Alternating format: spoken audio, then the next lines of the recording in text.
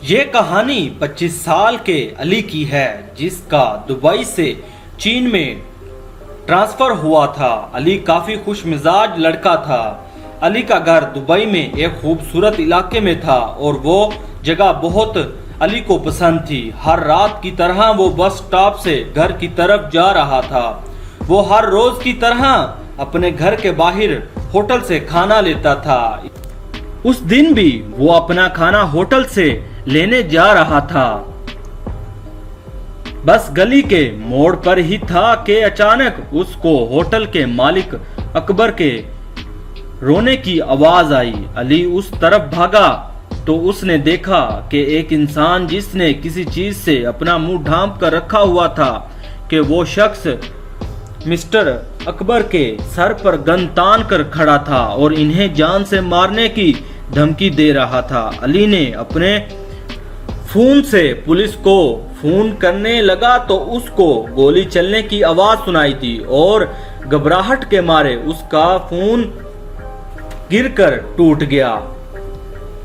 علی فوراً چھپ گیا اور علی دیکھتا ہے کہ مسٹر اکبر کی لاش زمین پر پڑی ہوئی ہے اور وہ چور کاؤنٹر سے پیسے نکال رہا تھا۔ جب علی وہاں سے ڈر کر بھاگا تو اس کا پاؤں کسی چیز سے ٹکرا گیا اور وہ زمین پر گر گیا۔ علی کے گرنے کی آواز سے وہ نقاب پوش انسان کاؤنٹر سے باہر نکل رہا تھا اور اس نے اپنے منہ سے کپڑا اتار دیا۔ وہ علی کی طرف مڑا، دونوں نے ایک دوسرے کو دیکھا اور وہ آدمی علی کی طرف سے دوڑنے لگا۔ علی نہیں چاہتا تھا کہ وہ آدمی اس کا گھر دیکھ لے، تو علی بھاگتے بھاگتے وہی علاقے میں ایک پرانے گھر میں چھپ گیا۔ جب علی نے اس گھر کی ٹوٹی ہوئی کھڑکی سے اس آدمی کو اپنی طرف آتے ہوئے دیکھا تو علی اس گھر کے آخری کمرے کے اندر چھپ گیا۔ تو تب ہی دروازہ کھلنے کی آواز آئی۔ علی کو لگا آج اس کا کام تمام ہو جائے گا، تو تب ہی پولیس کے سائرن کی آواز آئی اور خونی اس سے ڈر گیا اور وہ کمرے سے بھاگ گیا۔ علی نے کچھ دیر انتظار کیا اور بڑی ہمت کر کے باہر نکلا، تب تک پولیس بھی وہاں سے جا چکی تھی۔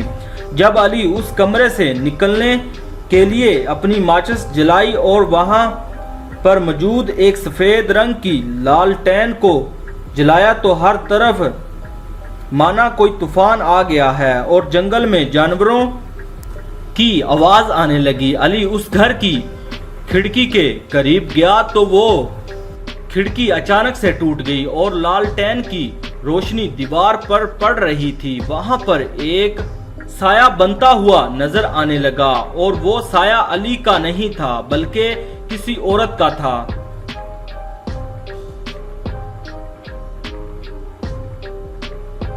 وہ سایہ آہستہ آہستہ علی کے پاس آنے لگا۔ علی کو لگا وہ گھر بھوتیا گھر ہے۔ وہ پیچھے کی طرف بھاگا اور لالٹین کی روشنی میں اپنے گھر کی طرف جانے لگا، لیکن علی راستہ بھول چکا تھا۔ وہ اب جنگل میں کافی اندر آ گیا تھا۔ علی چلتے چلتے کافی تھک گیا تھا اور اس جنگل سے باہر نہیں نکل پا رہا تھا۔ پاس میں اسے ایک درخت دکھائی دیا۔ علی نے زمین پر درخت سے ٹیک لگا کر بیٹھا اور اس نے وہ پیپر لالٹین زمین پر رکھ دی اور وہ سو گیا کہ اسے محسوس ہوا کہ کوئی اسے جگڑ رہا ہے۔ اس نے آنکھ کھولی تو دیکھا وہ لالٹین سے دو ہاتھ علی کے اوپر آہستہ آہستہ سے علی کے سارے جسم پر پکڑ جما رہے تھے اور وہ ہاتھ سڑے ہوئے تھے اور ان پر چاقو کے کئی کٹے ہوئے نشان تھے۔ علی جیسے جیسے ان ہاتھوں کو چھڑانے لگا پڑا، تب ہی علی کے ہاتھ ایک لکڑی کا بہت بڑا ٹکڑا لیا اور ان ہاتھوں اور لالٹین پر مار دیا۔ مطلب صاف تھا کہ جو کچھ ہوا اس لالٹین کی وجہ سے ہی ہوا تھا۔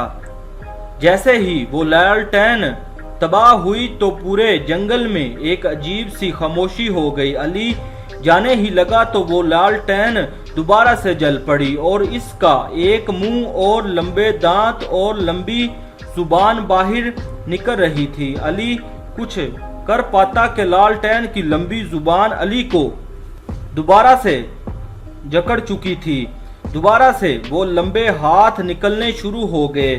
دیکھتے ہی دیکھتے اس لالٹین سے ایک عورت نکل آئی۔ علی یہ دیکھ کر گھبرا اٹھا اور اس عورت کے جسم پر چاقو کے نشان لگے ہوئے تھے اور وہ غصے سے علی کو دیکھ رہی تھی اور وہ عورت رونے لگی اور اچانک سے علی کے قریب آئی اور اس نے حملہ کر دیا۔ اگلی روز دو پولیس والے مسٹر اکبر کے قتل کی تلاش میں وہاں پہنچ گئے تو وہاں پر علی کی لاش پڑی ہوئی تھی۔ علی کے پورے جسم پر چاقو کے نشان تھے، وہاں پر ہی وہ لالٹین بھی موجود تھی۔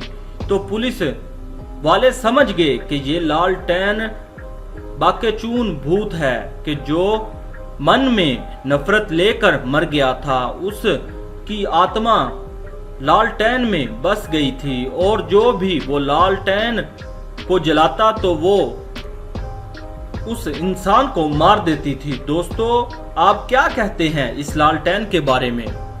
کمنٹ میں لازمی بتائیے گا۔